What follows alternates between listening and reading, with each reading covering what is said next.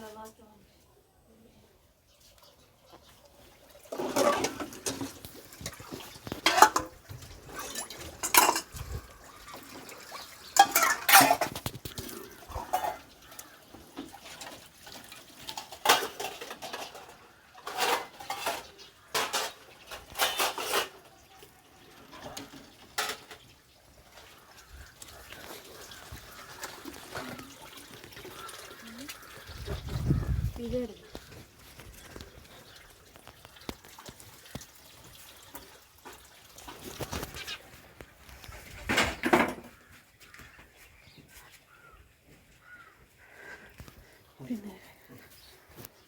தான் எங்கள் குடும்பத்தில் மூத்தாலாக பிறந்திருக்கேன். நான் வந்து ஸ்காலர்ஷிப் எழுதினேன்.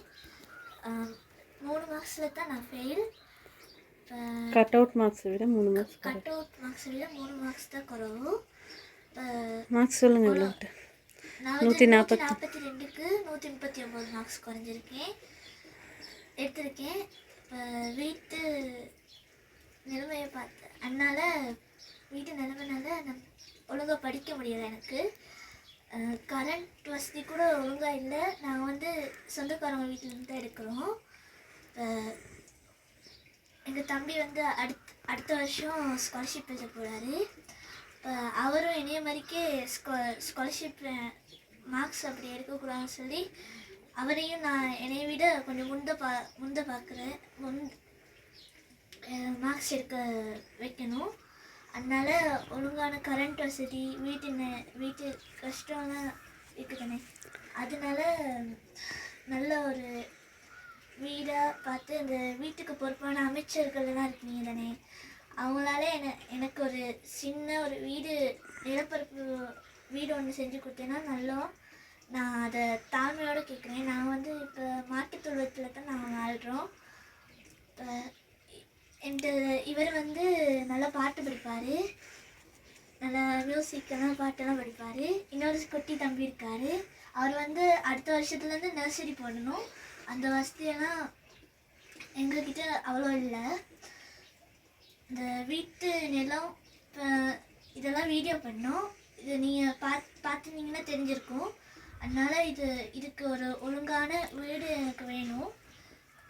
படிக்கிறதுக்கு நல்ல இடவசதி வேணும். அதுக்காக நான் அந்த வீட்டுக்கு பொறுப்பான அமைச்சர்கள்கிட்ட தாழ்மையிடம் நான் வீடு கேட்குறேன். இப்போ உங்களுக்காக ஒரு பாட்டியை தம்பி படிக்கிறானா. அராரிராரோ நான் இங்கு பாட தாயே நீ கண்ணுறங்கு என்னோட மடி சாய்ந்து. அராரிராரோ நான் இங்கு பாட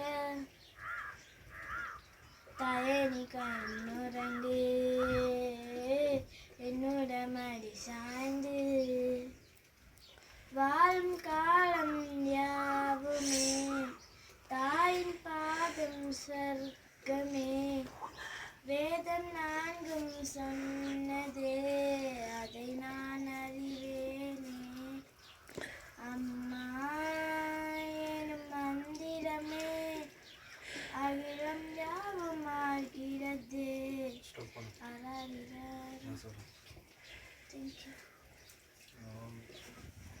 நான் வந்து மாட்டுக்கொட்டையில் தான் இருக்கோம். 3 பிள்ளைகள் இருக்குது. அது மட்டும்தான் வேலை. மற்றது வீடு வசதி இல்லை எனக்கு. அதனால தான் இந்த வீடியோ எல்லாத்துக்கும் மலையக அரசியல்வாதிகளாக இருக்கட்டும், படித்தவங்களாக இருக்கட்டும், அனைவருக்கும் இந்த வீடியோ போய் சேரணும்னு நினைக்கிறேன். இந்திய வீட்டு திட்டத்தால் எனக்கு வீடு கொடுக்குறதாக பல தகவல்கள் எனக்கு நியூஸ்லாம் பார்த்து தெரிஞ்சுக்கிட்டேன். இதனால் எனக்கு வீடு வசதி இல்லை. மாட்டு கொட்டியில் தான் இருக்கிறோம். 3 பிள்ளைகள் வச்சுருக்கிறேன். ஒரு பிள்ளை ஸ்காலர்ஷிப் எடுத்து 3 மாதத்தில் குழஞ்சிச்சு. கரண்ட் இல்லை, கூகுள் அது அந்த மாதிரி நிலைமையில் வீட்டு வசதி பத்தாதனால 3 மாதத்தில் ஃபெயில். அடுத்து ஒருத்தர் இருக்கார்.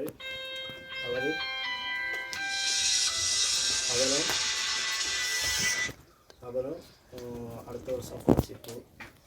அவருக்கும் படிக்கிறதுக்கான இட வசதி பத்தாது. அறவே வீடு வசதியே இல்லை.